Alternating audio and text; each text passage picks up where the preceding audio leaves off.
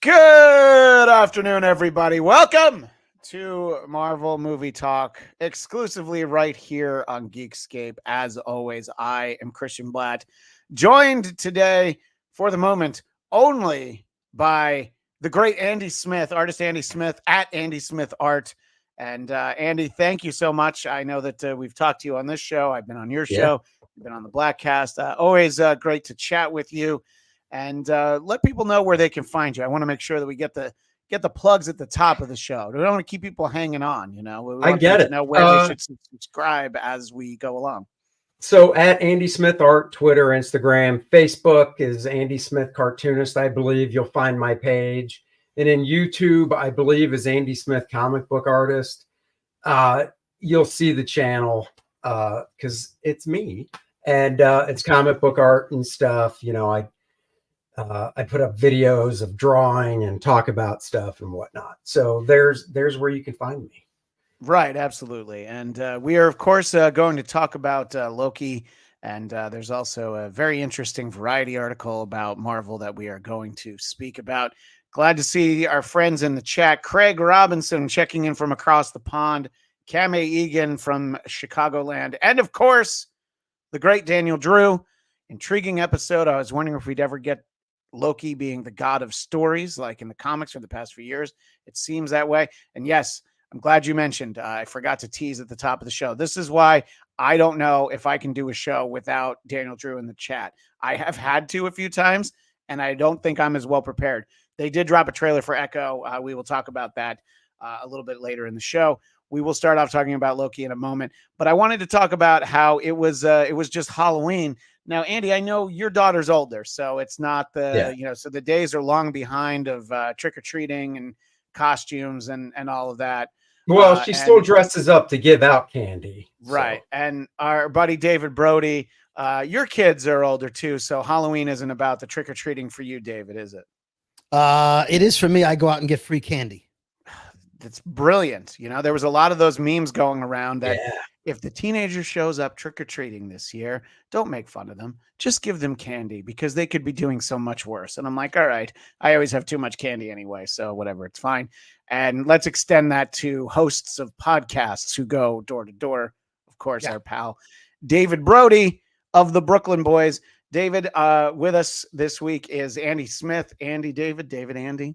Hello, Andy. Happy to bring people together because it is not Marvel based, but I will have something amazing to share with everybody. But I wanted to show everybody. My wife and I, we did a joint costume that people didn't figure out right away. You had to think all the way back to July of this year. We were not Barbie and Ken, and anybody who suggested that to me, I'm like, what Ken do I look like? Funeral director Ken. We were, of course, Barbenheimer, the phenomenon that was taking over the world. People going to see both movies, and it's also anytime where if we're doing Halloween, and all I need to do is just go to get a thrift store hat, and I don't have to buy anything. My wife was happy to buy that Barbie outfit, but I share that just to personalize it for relevance on this show. I need to show this amazing family photo that my friend Angie, who lives up in Northern California, this family photo, it wins because everyone in the family participated in this. Holy crap. Great Guardians of the Galaxy. Wow. That's my friend Angie as Gamora. And that's her husband as Star-Lord. Of course, they've got a Groot. Of course, they've got a Rocket. But let's, of course, not ignore Cosmo represented. Yes. And I asked her, I wrote to her on Facebook, and I was like, it's okay if you don't want me to, but I would love to share this on my Marvel show. The kids have masks on. The dog's identity has been changed to protect the innocent. But I don't know. What Andy and David, I mean, come on. It's hard to not love a great Guardians of the Galaxy team family photo, right? Amazing. Although I can't tell if that's... Go ahead, Andy. I was going to say that was fantastic. Yeah. Is that Gamora that likes Star-Lord or Gamora that doesn't? Which Gamora is that? I haven't been in a room with her and her happy. husband in a while, so I think though that this is the Gamora that likes Star-Lord. Very good. Very It's good. a great question. Yeah. Anyway, very excited and we're looking forward to sharing that. Oh, it looks like Andy's got something for us. I shared a screen. So, yeah. I do my show with my buddy Dennis on Wednesday, but we did a special Tuesday episode for Halloween. And I think you can tell who we were. So I screen capped it while we were doing the show, since he usually Batman comes and over Robin. here. Might as well be Batman and Robin. That's a fantastic Gilligan and the Skipper for our audio audience. You have to check out the video to see Angie's photo and, of course, Andy and Dennis. And you do a podcast with your buddy Dennis. I've been on with you guys a couple times, I believe. Yeah. And let everybody know where they can find that, Andy. YouTube channel.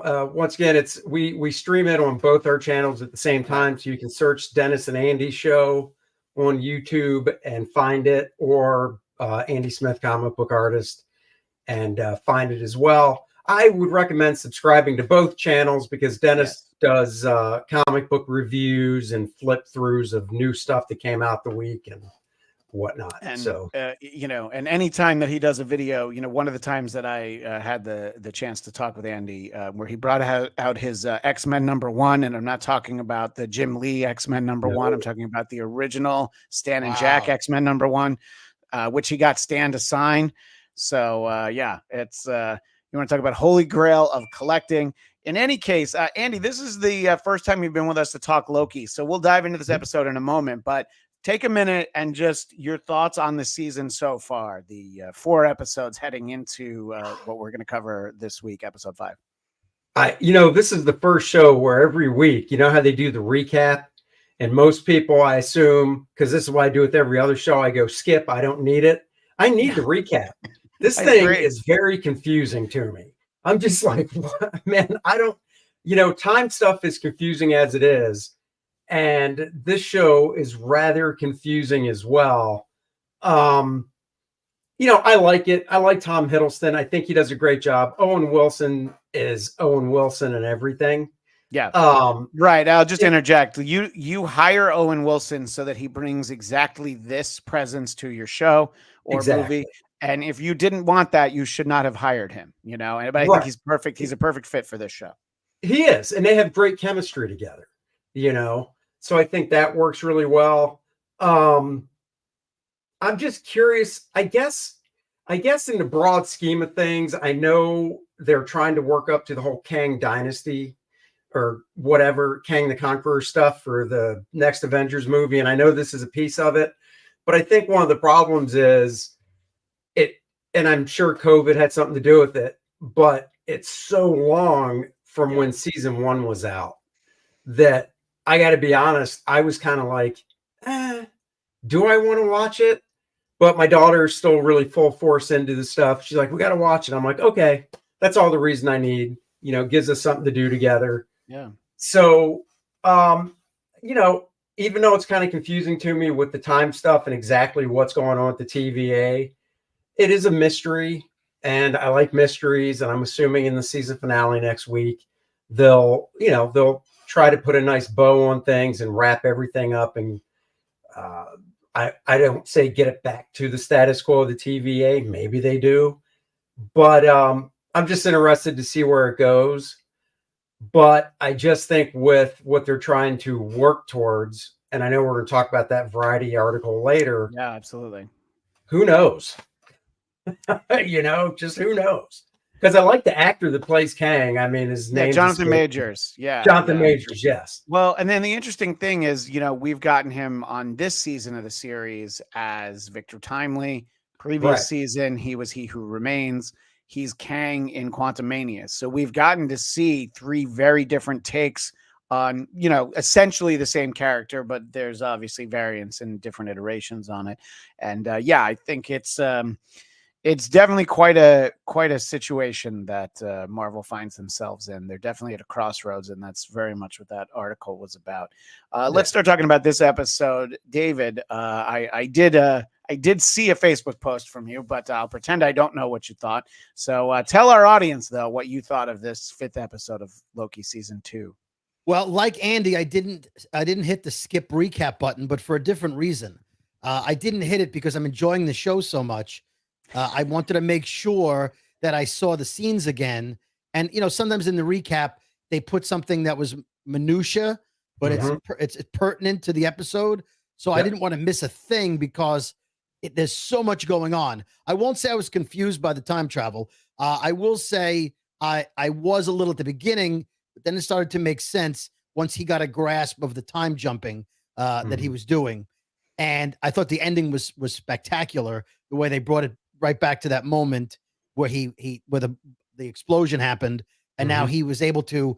And so I had read some things online that he would sort of become He Who Remains-esque, right, in terms of his power.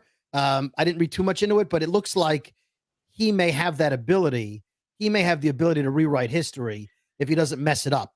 And so you know about Loki? Yeah, Loki. Okay. Yeah. So I love the episode. We can break it down a little more, but overall, really enjoyed it. Really enjoying the season. And yes, there was a huge gap between seasons 1 and 2. But the beauty of streaming is I was able to go back and watch it more recently, unlike network television, where if they don't rerun the episodes, you're screwed. So a big gap, but yeah. And by the way, let me address something here in the chat. Craig Robinson, disappointed we're going to miss out on David's special segment guessing Michael's favorite scene. I would have gone for the point where it looked like everyone was blipped out at the end. No, we're still going to play America's favorite game.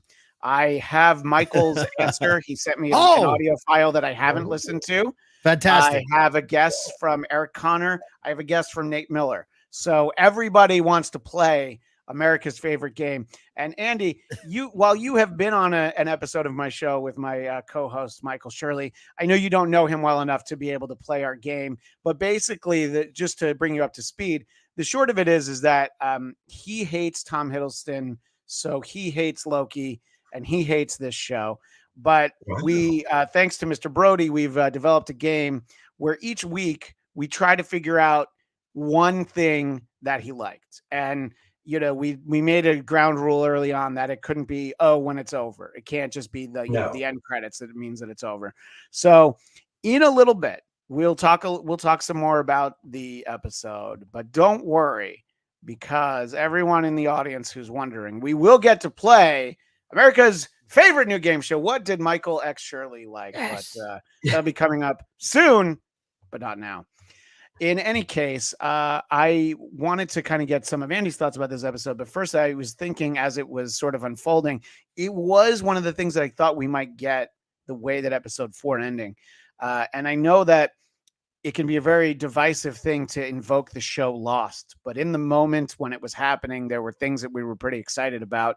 And this did have that feel of one of those, not quite at the end when a lot of people, lost faith in it. But the sort of mid seasons where you're like, wait, what the hell is going on? When you'd be seeing like sort of sideways realities where like you're in the character, but they're cops together. I don't even understand. So I thought that was kind of cool that Loki was popping around and we were seeing these people in their real lives.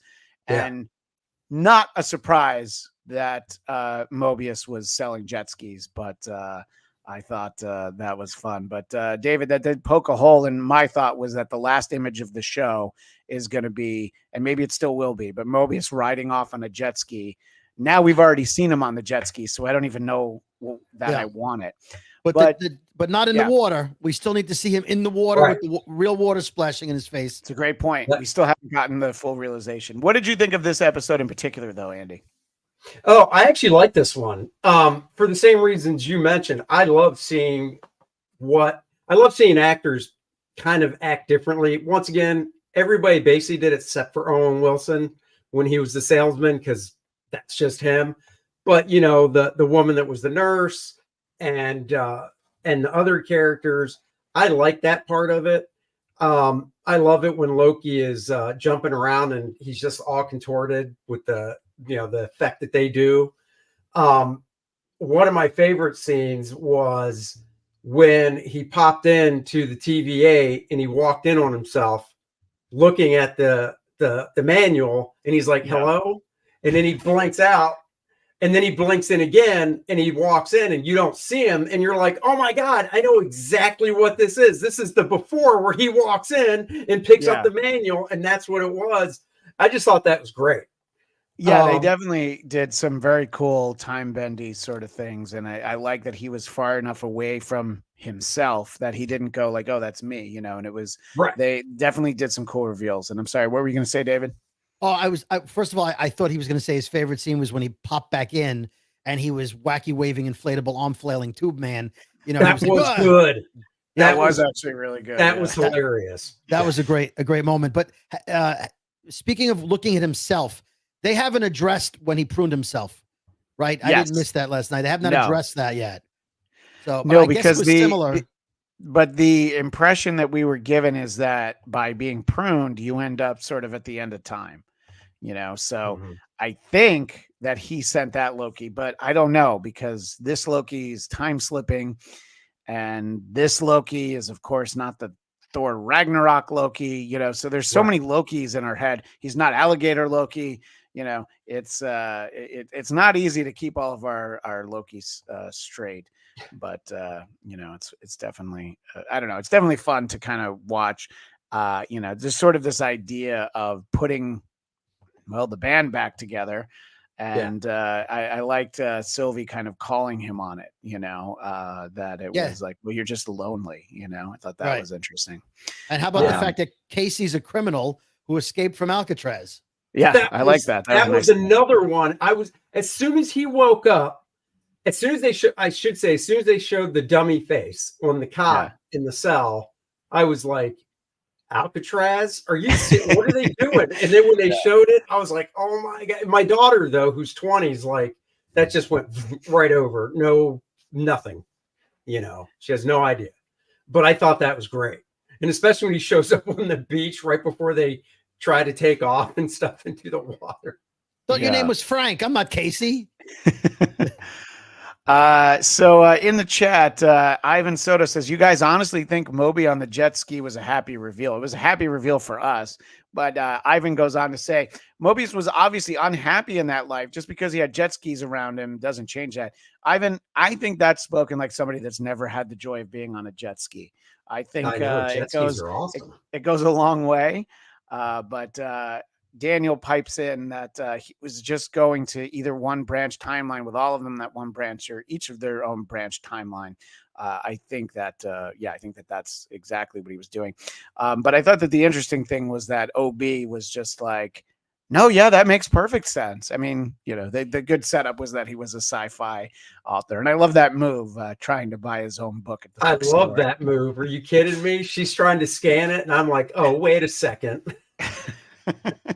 Yeah, Andy's like, wait a minute, I've done that with comics. I brought my books into a comic shop and been like, I'm just trying to buy this Andy Smith art collection. That's right. It just looked good. I did buy something of mine once. I had a Mets CD that was for sale at Shea Stadium at the time, and I went into the store and I bought it because I wanted to help sales, and also I wanted someone to buy it, so I did it. But I didn't plant it. I didn't plant it there, but it was there officially. But I still bought my own CD. But it was it was actually for sale. See, that's the difference. Yeah, that was close. Yeah, exactly. And Ivan Soto does chime in. OB being a conspiracy theorist makes perfect sense. Yeah, I definitely agree with that. So I thought it was interesting to kind of watch everything get sort of put back together, convincing everybody. It's like, well, you have to. There's this big threat. What put you back to the moment where we took you from? Which, I wouldn't promise that. Just knowing the way that these things can really work out. But was anybody's interaction in their branched timeline, sort of non-TVA version, was any of them particularly surprising to you? I'll ask you first, Andy. Let's see. We had a nerd. Well, yeah. I mean, the escape from Alcatraz was probably the most surprising one. Agreed. The nurse wasn't really surprising. The sci-fi author and scientist, not surprising at all. That one definitely wasn't.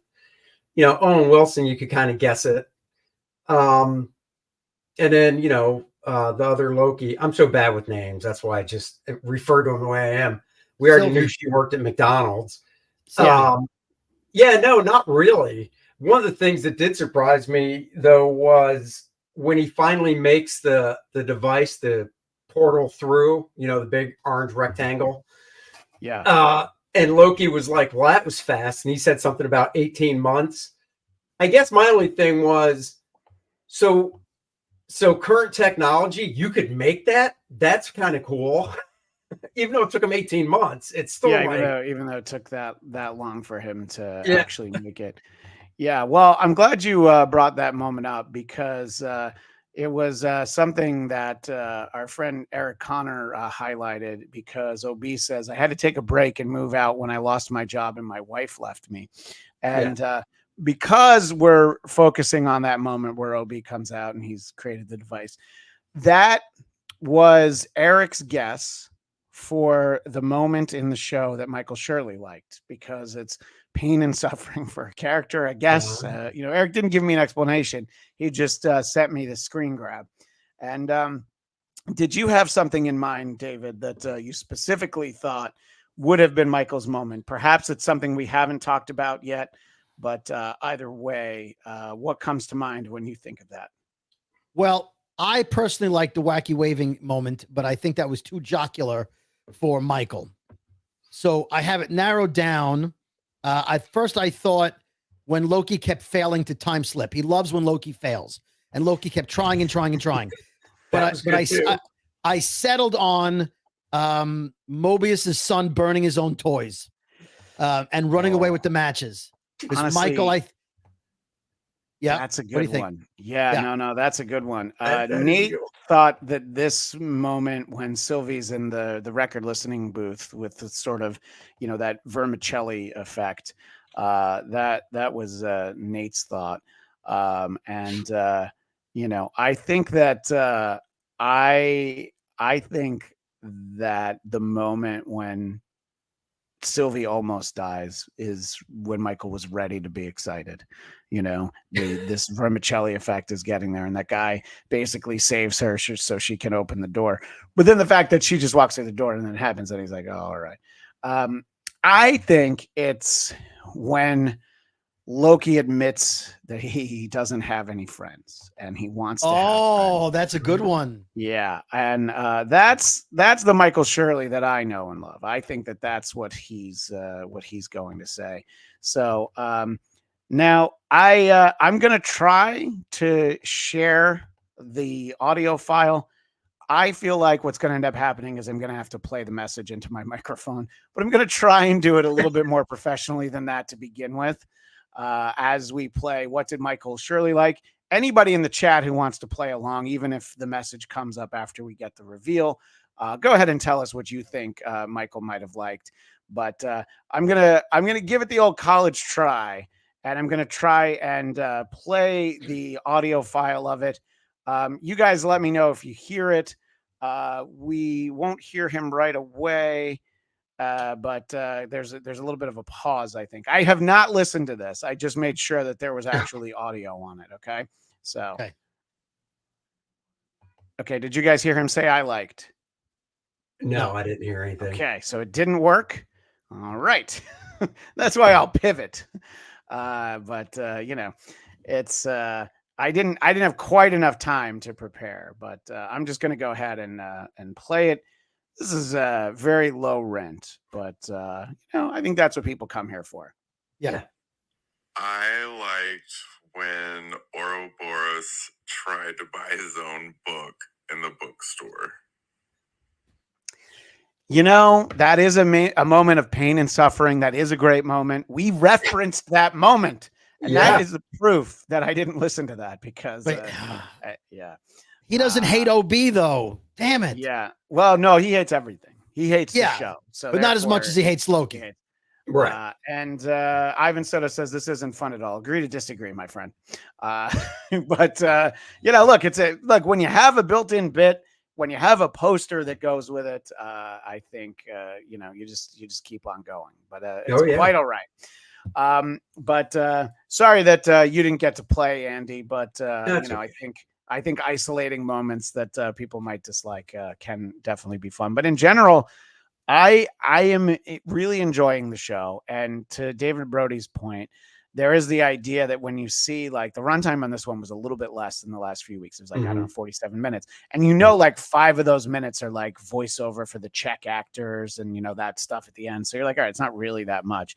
I figure next week we are going to get a mid or end credit scene. Because I would imagine so.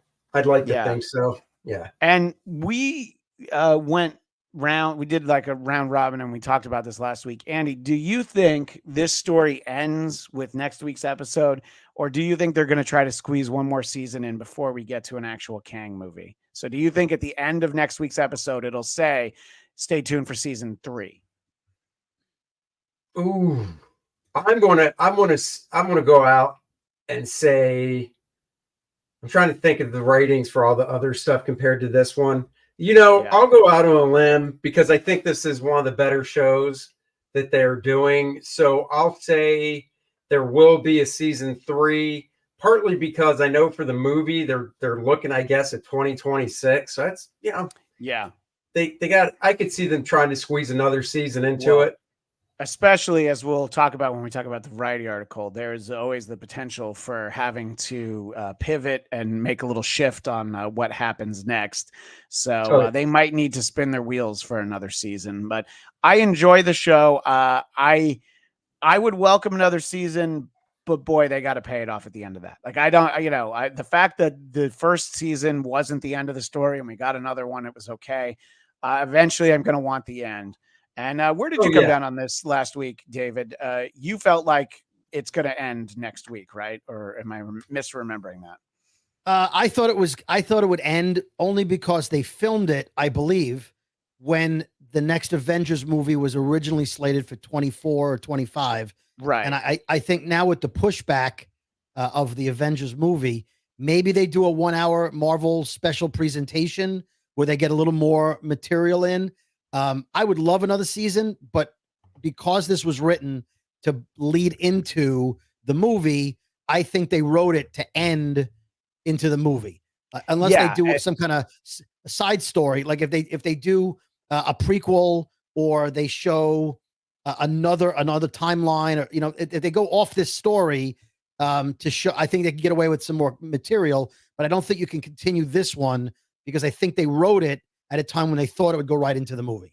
Yeah, I think Kang Dynasty was supposed to start filming early 2024, but that was even before the writer's strike. So I think that the decision for a 3rd season of Loki could even be something that was made more recently. I think that will all come to light.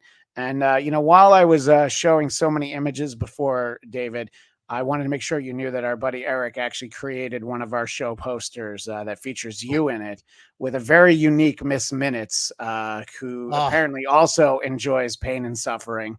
Mr. Minutes. Mr. Minutes. That's right. But in any case, I think I'm really interested to see sort of, it is an interesting moment because this episode resets us right to the back and the very last moment of episode 4, but you need all this in between. You can't skip it because you have to understand. So we're going to finally see what happens basically right before that. And I think it'll take us on into the Kang Dynasty, but there's definitely a case to be made that they will want to do more. I think this is the show that universally is the best received. Even WandaVision was the best received when it started. I think by the time it ended, it had somewhat diminishing returns. Cam Egan has a point. Since Disney is cutting down on content, wanting quality over quantity, I hope Kevin Feige gains more control over the MCU with a heavy influence over the films and shows. I think that the recent MCU track record, which we'll talk about momentarily, means less control for Feige, not more. I think Bob Iger coming back to Disney means less control for Feige, not more. I believe that, what was the guy's name? Chapek, the guy that was in charge, and, they ran rampant with the idea that they would have either a superhero movie or a superhero TV series, a Marvel series or TV show at all times. I think that I think it's definitely an about face. It's some of the slowdown. A lot of the content that we thought we would have gotten already in terms of the Disney Plus stuff, we haven't seen. Right. And we'll talk a little bit about that. So let's look ahead to next week. Andy, what do you think we're going to get? Whether we get an end to the story or a C in season 3, what do you think are some of the key points as your brain starts turning now that Loki's able to kind of control his time slips and bring himself to the point he wanted to be in? What do you think is likely to happen? So this one ends with him getting back before the explosion, whatever. Yes. Is it before? Is when he got back at the end of this episode 5? Is it before? I'm just going to call him Kang. Kang went out and kind of away. I don't know so. Do you agree, David? Do you think that that's where he is? He's before Kang went out. Yeah. Well, yeah. It looked like they were looking at something. So when he pops back, he and OB are looking like. So maybe he warns Victor Timely not to go out there. That's what I'm thinking, is because you got to pull that actor and the character back in. Right. So, to branch off that, I think he will probably stop him. But beyond that, I honestly don't know. I mean, that's the thing with this show is I don't know. Some of the other shows I could kind of predict some, but this one, man, I don't really know. If Loki can time jump, yeah, and also no. Go ahead, David. I was going to say if he can I jump, go ahead, David. And teleport. Maybe he can teleport and time jump right to the green button, hit it, and then get out. Like he doesn't have to walk. He might be able to Nightcrawler it.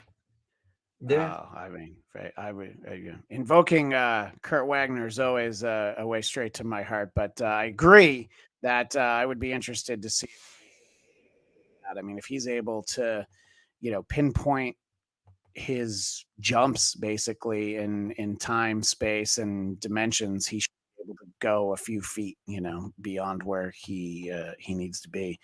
So, I think it'll be very interesting to see how it unfolds. And Daniel Drew, of course, gives the official Nightcrawler shout out. Yes. Andy, I should have asked you this in an email when we set up you coming on. Have you had an opportunity to do any artwork that involves Loki? Have you ever professionally drawn the character? Yeah. Maybe just drawn him for fun, or? I think I drew him at the end of a issue of Deadpool I helped out on 20 some years ago, late 90s. Okay. I did work on the children's book adaptations of a few of the Avengers and Thor books, based on the movies that Disney did. So I know Loki was in there because I remember working on him. So so not an extensive work, but you definitely drawn them once. What do you think is the I think that the our normal co-host Michael Shirley notwithstanding, I think the appeal to Loki, the on-screen version, really is that quintessential, the villain you love to hate, and then maybe hate to love as well. I think when he's done well, I always point to there's in the X-Men Asgardian Wars crossover event which Art Adams drew going back 35 years, somewhere in there. There's a point where the character Karma, one of the New Mutants, has become obese because she was possessed by the Shadow King, and he ate anything and everything he wanted to while he was inhabiting her.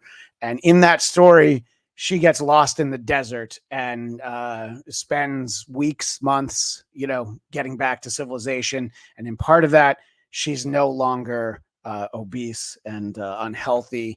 And Loki even says to her, "It's like, I'm going to reset everything back to the way it was, except you. Not even I'm that cruel."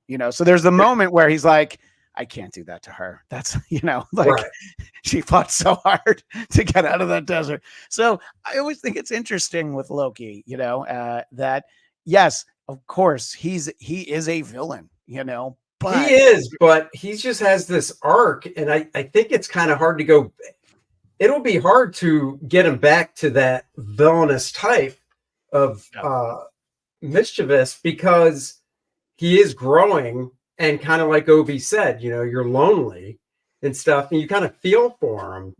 Yeah. So if they ever do something with him where he goes villainy again, it'll just be kind of like, but didn't you learn anything? Or you did, and you're like, but that's just not me. I can't, Well, this Loki was the moment where if they wanted to do the hard reset to villainous Loki, you had him from the events of Avengers, the first Avengers film, and then that's the one that disappears. And he could have gone right back to being that Loki, but instead he takes an even different journey than the Loki that we were accustomed to.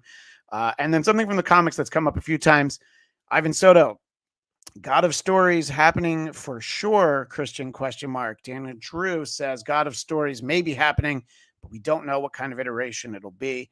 It is the interesting thing because obviously the intellectual property is 50 some odd years old now. How much Marvel there is. And you never really know what they're going to pick and choose. Sometimes they take stuff from the very recent past. Other times they're taking story points from the 60s. So I think there'll be a lot of mixing and matching. And I'm just excited to see.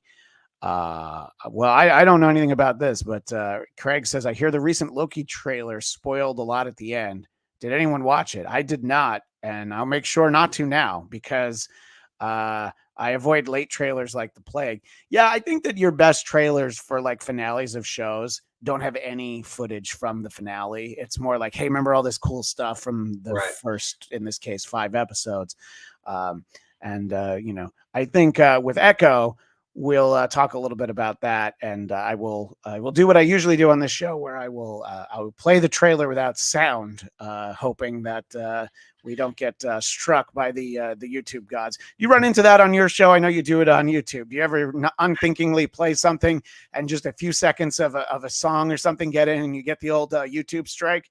Does it happen to you? I don't do it as much. I did host the show with some friends, and I can't remember what the gist of the show was, but I was running commercials, I think, going around the horn, whatever the show was. Oh yeah. In the chat, they're like, you're gone.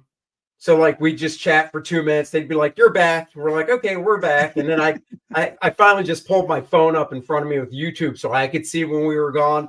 Cause it just happened. Cause I was like, oh my God, this is literally stuff on YouTube that I'm playing. David, do the Brooklyn boys run a tight ship, or do you veer into that territory? So we work for corporate America. Our podcast is, of course, signed with Premier Radio Networks, and so we do not play. We play, if we play any music, we'll play about a second and a half and go, that's all we can play. Oh, you're done. Yeah, there's a limit on what you can play. Did you say you were going to play the Echo trailer with no sound? Yes, I think that's ironic because Echo's deaf. So yes. I do it with every trailer, but in this case, I'm being sensitive to the character. Right, but yes, very good. But can anyway, I comment on Ivan Soto real quick? Sure, Ivan's got a lot of things, so I'm not sure which one. You want to tell me? The last one. The last one. I found it to be not fun at all. Oh, the one that I brought up on the screen. He thought that our game wasn't fun. Right. So his question was not fun at all. I'd like a fun, aim higher, Ivan. That's all I'm saying. Oh, I see. That's what you're saying. This is not fun at all. Well, yeah, little callback. We've got more show this week. Don't worry. However, I'm just going to let everybody know we'll be back next week to talk about the finale of Loki, and we will look back as a whole. We'll try and maybe supersize that episode a little bit. We'll probably end up going a little bit more than an hour because we'll look at the season as a whole, but really just trying to summarize everything that will have happened in the season, but can't wait to see, in all honesty, where that show goes, how it ends. If it ends, to Andy Smith's point, it might not actually end. But I want to spend a few minutes here on this Variety article, which asks the question, is Marvel in trouble? Which I think is a good question.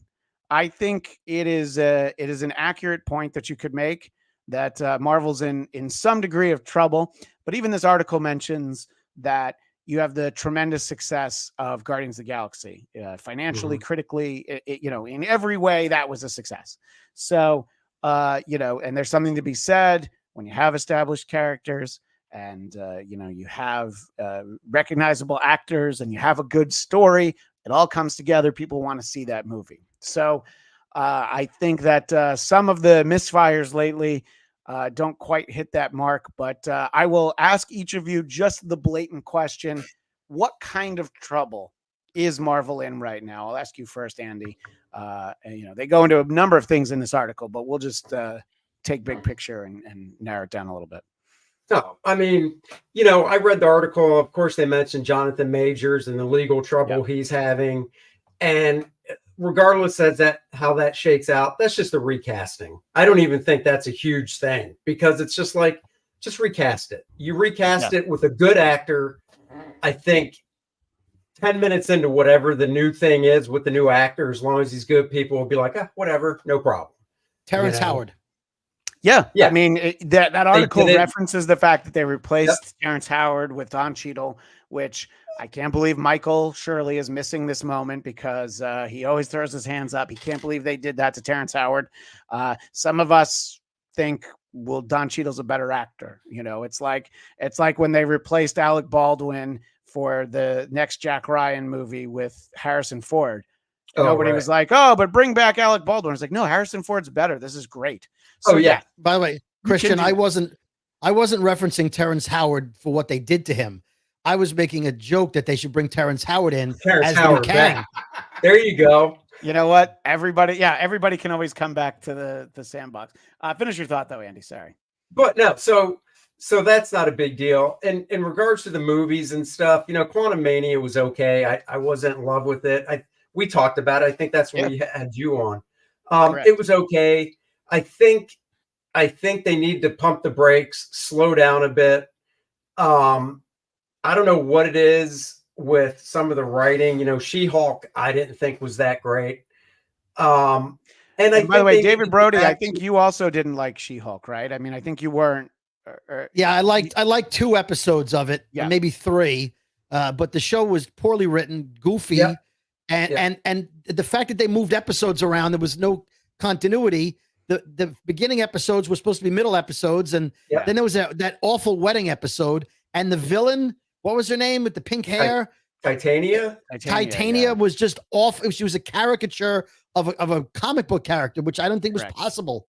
It was just terrible. Yeah, the Daredevil stuff was great. The first episode with the Hulk was great. I mean, better. I won't say great. Yeah. The rest of it was a train wreck. It was like a CW show, but a bad one. So to your point, though, Andy, so it's very hit or miss, but mostly miss the last couple of years. Honestly, they worked for 10 years to get to Endgame, and then ever since Endgame, not everything has been a letdown, but I would say the majority has been, honestly, after Endgame. And it just seems like they just got to that point and they didn't think past it. And I mean, I know they did, but it feels like they didn't. It feels like they were like, this is it. This is the culmination. Oh, we're done. Oh, shit. Now what? Well, I think you get to the point when your lower tier characters, in some cases, marginal characters, really catch on. Guardians of the Galaxy is a great franchise within this franchise, and people love it. But when Guardians of the Galaxy works, then you start to think, well, maybe Eternals could work. And even in comics, I never loved the Eternals. It was too much. I don't really know what it was. Like Guardians of the Galaxy, most people are like, who the hell is that? Yeah. Eternals, people are like, what? I don't even know what that is. Yeah. And the movie sucked. Eternals was just bad. It was boring. Awful. It was slow. It was just, Yeah. And I think they need to focus more on marquee characters, which they still have a lot of. So when they announced like Eternals and the Kamala Khan Miss Marvel show and stuff like that, you're just like, you realize you have a huge catalog of characters that people actually know, right? Yeah. Well, and let's talk about that. I'm going to pop off for a moment, but I'm going to let you guys talk about this, and you'll go first, David, but I'll be right back. One of the things mentioned in this article is that when they had their big Marvel executives retreat, they talked about, well, what if we brought back all of the original Avengers? So I want each of you to comment on that, and I'll be right back. Sure. What do you think about that? Well, I read an article that said, if they fire Jonathan Majors, they need to really go out of their way to make sure they get Robert Downey Jr. back. I think they're waiting for Secret Wars to bring back people, even if it's a different Thor, a different Iron Man from an alternate universe, right? Whatever. They may bring in a different Iron Man.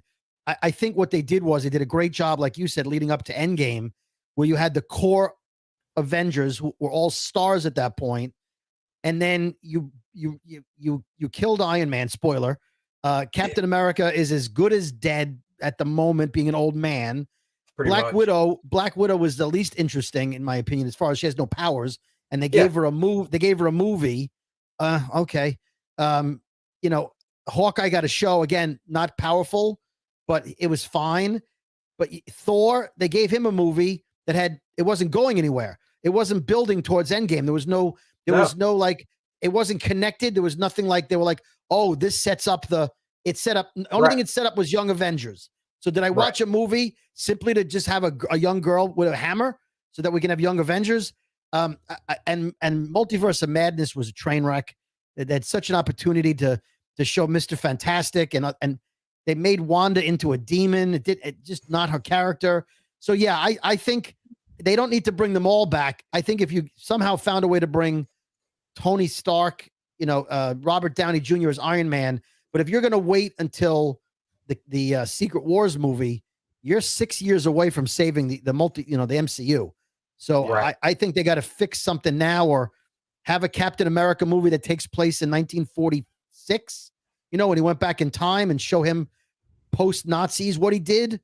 But they got to do something, because right now you've got Thor's sidekick on a TV show, Ant-Man, the least powerful Avenger next to Hawkeye, and Black Widow doesn't really do much. You showed that graphic. Everyone in that graphic that you showed from that article is like, meh. I think Colossus was in there. There's no excitement behind the characters in that graphic. Right. She-Hulk is a sidekick of Hulk, right? She's not even the Hulk. You got Captain America, but he's not the Captain America. He's Falcon with a shield. So you don't really have the main. And Ms. Marvel was a cute show, but come on, who's running to the theater to see Miss Marvel and Captain Marvel? And I don't know who's running to the theater to see Captain Marvel or Photon or whatever they're calling her. So yeah, they're in trouble because I'll be there next week. I'm very excited. I will too. I mean, who's running that isn't a Marvel geek? Right. I see what you mean. Yeah, absolutely. We're doing a podcast, but there's no hot guy. Here's a great example of that. We're touching on next week. So we got our tickets yesterday for the Marvels next week, right? We're seeing it in real 3D. Now it is at 4 p.m, so this could have something to do with it. But when we got the tickets, there was only 2 seats taken so far. Yeah. So now there's 5, because it's my daughter, Dennis, and I going, and those other 2 people. For a Marvel movie a week out, are you kidding me? So yeah. No, they're using secondary characters, and that kind of goes back to what I said before, which is, but you still have a lot of core characters out there that you could use, not the sidekicks being brought up. And in a lot of the cases, they were getting ready to sort of roll over to new versions of the characters. I mean, the Hawkeye series was to set up Kate Bishop Hawkeye, a concept that worked in the comic books. And look, they were very smart, because they waited for the actress they wanted to become available, and they had to wait an extra year to do that show, and they're like, that's all right, that's who we want to be, that because that's somebody we can put in the movies. And I think that the idea that you're replacing so many of them, though, I mean, Riri Williams is going to basically be Iron Man, and I mean, you've done these things in comics, but you still had Tony Stark in the comics. It's very easy to have them in the comics or come back without having to, the idea put forth in this Variety article is that if you get Robert Downey Jr. back, for Iron Man 3, he got $25 million. So he doesn't, at least he says he doesn't want to come back. So you're going to have to give him more, I Yeah. mean, a lot more. So, but I think that they do need to manage their expectations. They haven't gone full stop on everything, but they definitely pumped the brakes on a lot of stuff. And look, the WGA and SAG-AFTRA strike has definitely given them an opportunity to slow down again, like the pandemic did, and realize, in the case of the Daredevil show, I mean, they basically scrapped everybody. They're Yeah, bringing in Born new Again, showrunners. they fired Yeah. everyone, I heard.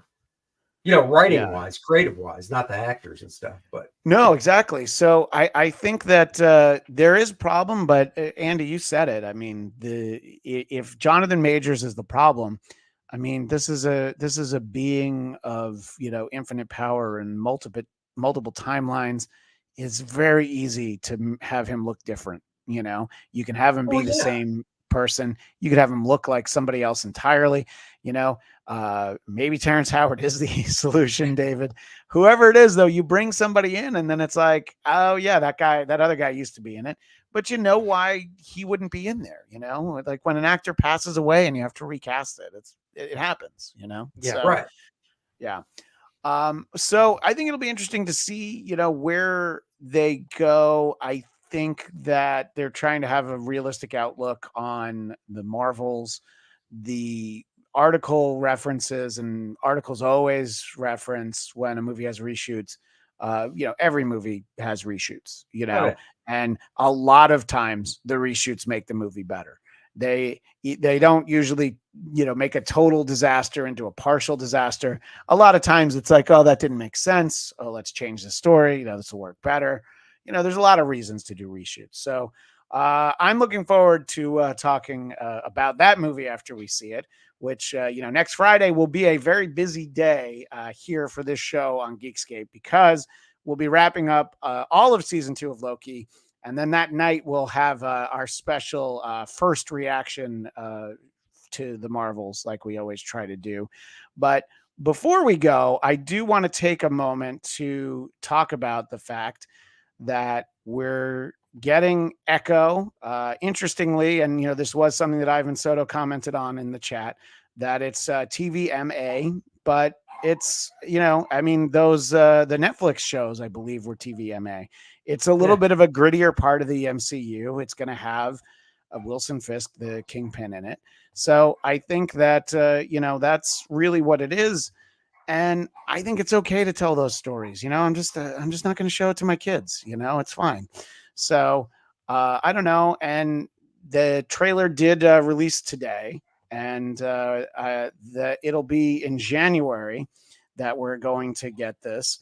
And, we got to meet the character of Echo. Obviously, she exists in the comics, but for our audio audience, we're getting to see the white-suited kingpin of crime, Wilson Fisk, throwing people around in an alley. It's pretty much exactly what we want. It's also exactly why it's TVMA. And, I don't know that I was ever, super excited for this show, but I was intrigued by it because it's a character that I don't know. I think, she's a fairly interesting character. It will premiere January 10th, simultaneously on Disney Plus and Hulu. And then there's 5 episodes of Echo, and they will all be there at once. And I'm not going to lie, that is the biggest indication that they don't have a lot of faith or expectations in this. I was going to say they're dumping all 5 at once so you can binge it. That really, I really think that shows they don't have a lot of faith in this, because they would want people to hold out every week. Well, the whole streaming subscription model is built on the fact of keeping people subscribed as long as possible.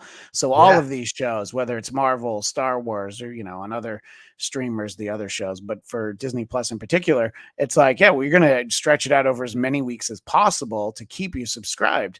But, look, I'm interested in this. I mean, I love Vincent D'Onofrio as the Kingpin. That was one of the best things that came out of the Netflix shows.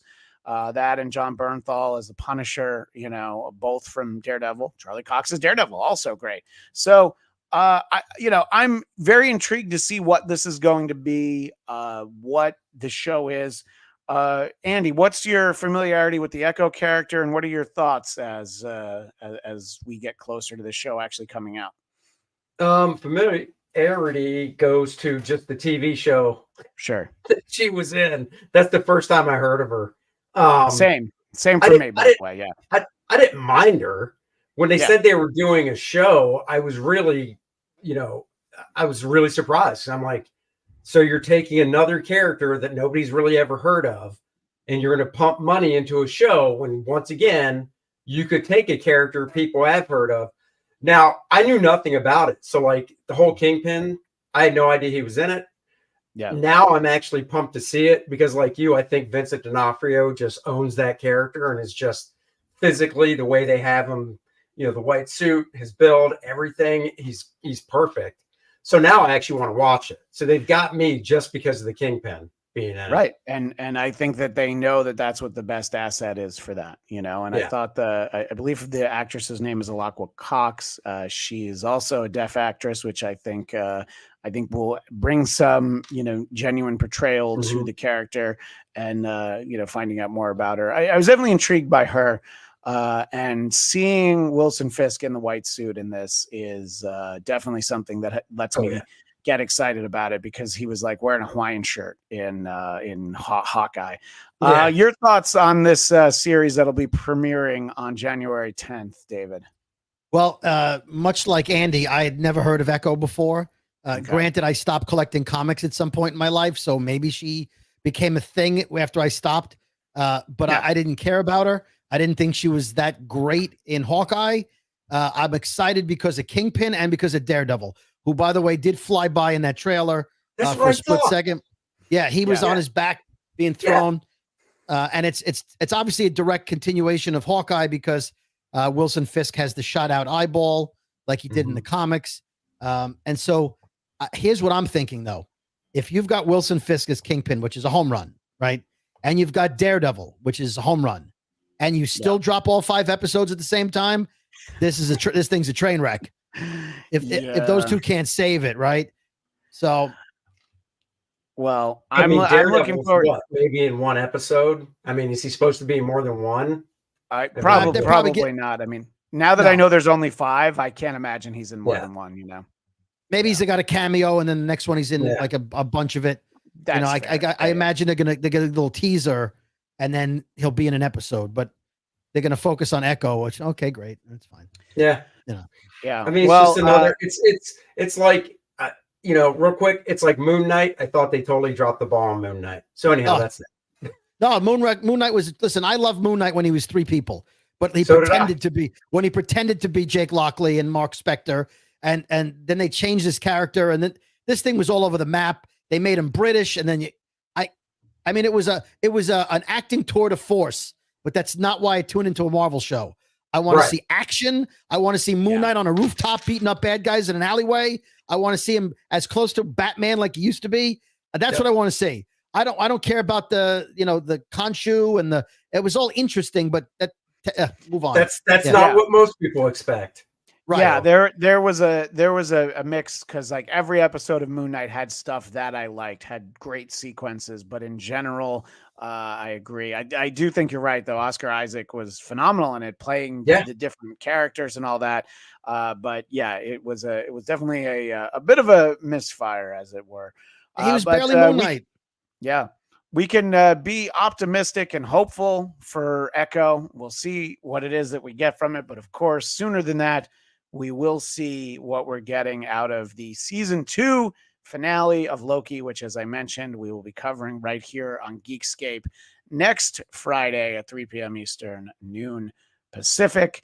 And don't forget, we will also have our first of several Marvel's reaction shows next Friday at 10 p.m. Eastern as well. So you'll get both of those. But if you want to keep in touch with Andy and David, Andy, tell people where they can do that. Andy Smith Art for Twitter, Instagram, pretty much Facebook, YouTube, Andy Smith Comic Book Artist, and andysmithart.com if you want to see the comic book work that I do and the creator-owned stuff I do now.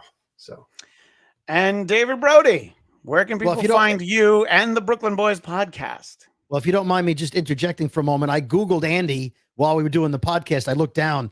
Andy's got quite the comic book resume, my friend. Very impressive. So there you go. Also, if I could correct myself, when you had the graphic of the artwork of the magazine, it was very small, and it went by quickly. And I made a comment that Colossus was there, but I had looked at the arm only. It's Winter Soldier. So Right. hold your angry tweets, everybody. Yeah, we'll get to Colossus. Don't worry. Okay, yeah, absolutely. So you could find Brooklyn Boys podcast. It's a 2-man show. My partner and I talk about stupid shit. And we try to make it funny on every platform imaginable for your podcasts. And you can find me on social media at David Brody, Brody. And you can find me on Twitter and Instagram at Christian DMZ. Don't forget to subscribe right here to Geekscape to see that. I do have to run because over on my other channel, the Blackcast, this second we're about to start a show reviewing the new Scorsese film, Killers of the Flower Moon. Our show will be shorter than the movie. Don't worry. We will not have a 3-hour, 26-minute runtime. I'll be joined by Vinny Paulino, Liam McEnany, and my buddy Bill Narducci. So please find us right over there right now on the Blackcast, BLADTCAST. But that is all the time we have for now. As the great Stan Lee would say, Excelsior!